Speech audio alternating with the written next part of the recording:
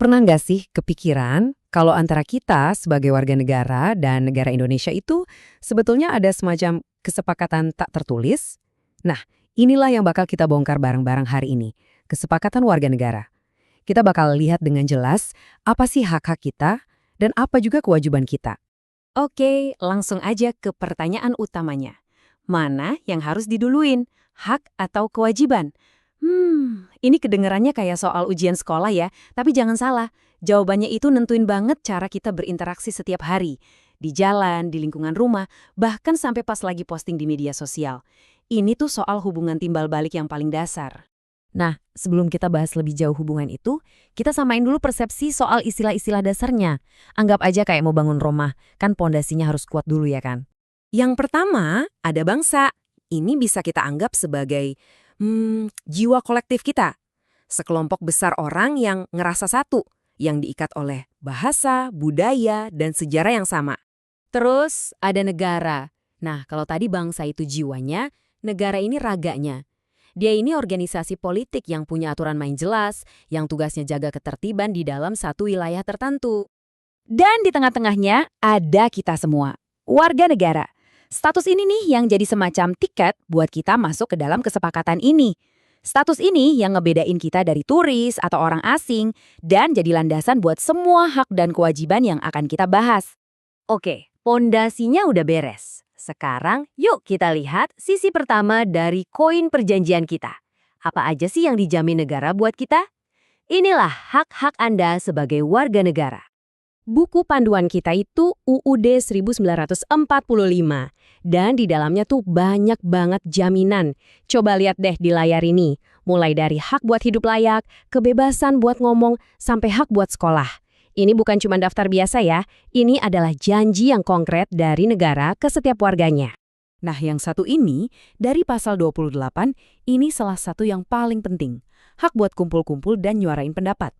Ini beneran bukan cuma tulisan di atas kertas loh, ini tuh mesinnya demokrasi. Inilah yang ngasih kita kekuatan buat ikut nentuin arah negara kita mau kemana. Tapi tentu aja, nggak ada kesepakatan yang cuma satu arah. Sekarang waktunya kita balik koinnya. Kalau tadi kita ngomongin janji negara, sekarang apa kontribusi yang diharapkan dari kita? Yuk kita lihat kewajiban kita.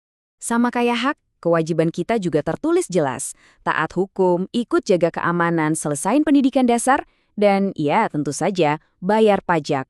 Tiap poin ini tuh ibarat iuran kita bareng-bareng supaya rumah kita, Indonesia, bisa terus jalan dan bisa melayani kita semua. Oke, kita udah lihat kedua sisinya. Sekarang, bagian paling pentingnya, gimana cara nyatuin semuanya? Karena begini, hak dan kewajiban itu bukan dua hal yang bisa dipisah-pisah. Keduanya itu satu paket, nggak bisa dipisahin.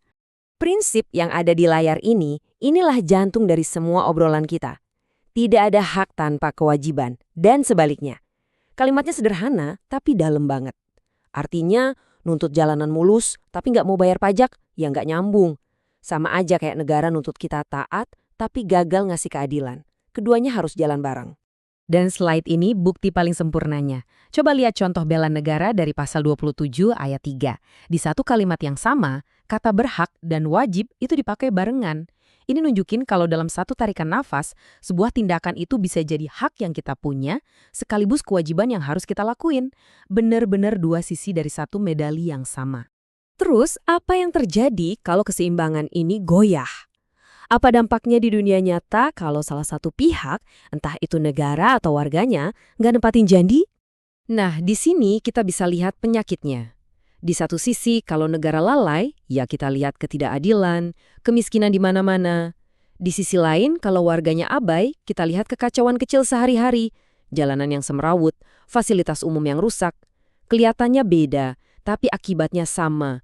Dua-duanya itu ngerusak kualitas hidup kita bareng-bareng dan ngerusak tatanan masyarakat. Ujung-ujungnya, semua kembali ke sini. Keseimbangan antara hak dan kewajiban ini bukan tanggung jawab pemerintah atau orang lain, tapi tanggung jawab kita semua, setiap hari di setiap tindakan kecil kita. Jadi, pertanyaannya sekarang bukan lagi mana yang duluan, tapi peran apa yang bakal Anda mainkan buat menjaga keseimbangan ini? Jawabannya ada di tangan Anda sendiri.